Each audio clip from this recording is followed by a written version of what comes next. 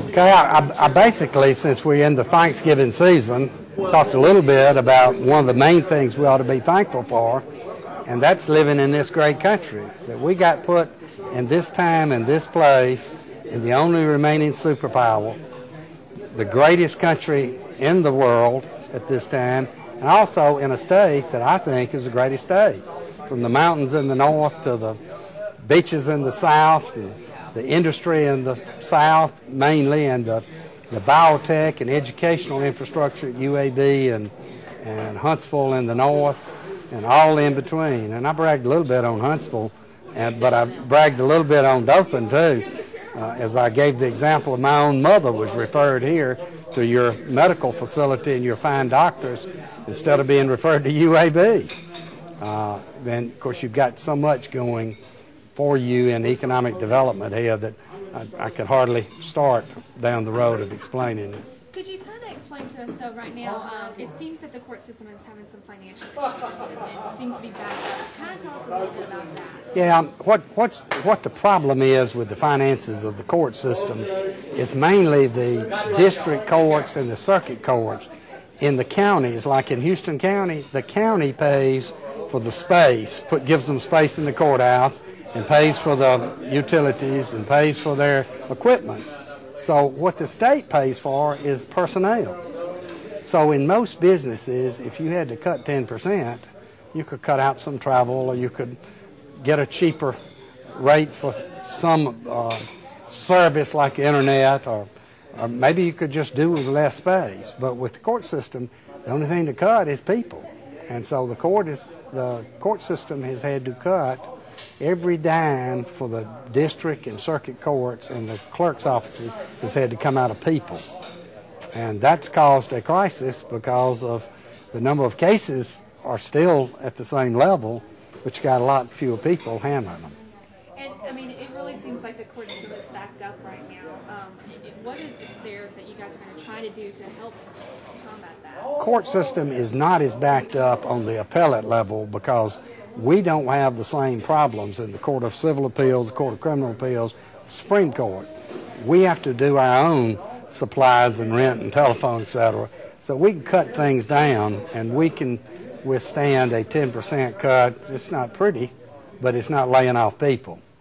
And so the appeals are not backing up. Now, I don't know in the counties with the trial courts whether they can still, there's some district judges that don't have a bailiff, don't have a secretary, and have 400 cases a day. Traffic cases maybe, but they're 400 cases that somebody has to process. And for them to judge and handle the paperwork, I would suppose it would cause a little bit of a delay. The circuit judges, can't try as many jury cases without a staff to help them organize a jury and handle a jury without bailiffs.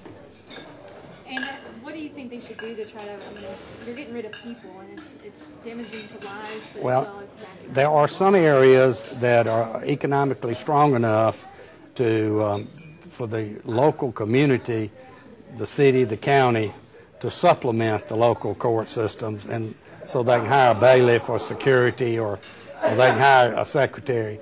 But especially the 11 counties of the Black Belt, they can't hardly keep the doors of the courthouse open, much less do any supplement. So the legislature is going to have to tackle that, and it is not going to be an easy sale, because we got a pie this big. In order to add some over here, you got to take away some from here. And who are you going to take it away from when everybody's been cut? So I'm glad I'm not finance director anymore. So you think this is an issue that they're going to have to tackle in the 2012 session coming up in February? I do. I think that if they do not tackle it in the next session, there's going to be a real slowdown of trials. Now, it isn't going to slow down us on the appellate level because we've still got our people. But the circuit judges in this room today can't handle as many cases by themselves as they could handle with a minimal staff.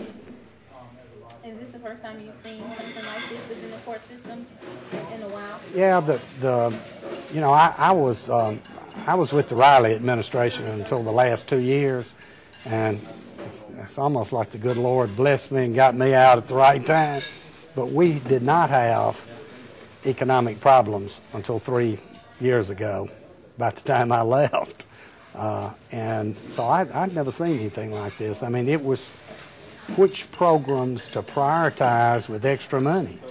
You know, we did the reading initiative, the math and science initiative, distant learning, so that every one of those black belt counties or rural counties, the schools could have physics and math, advanced math, and Latin and Spanish and whatever.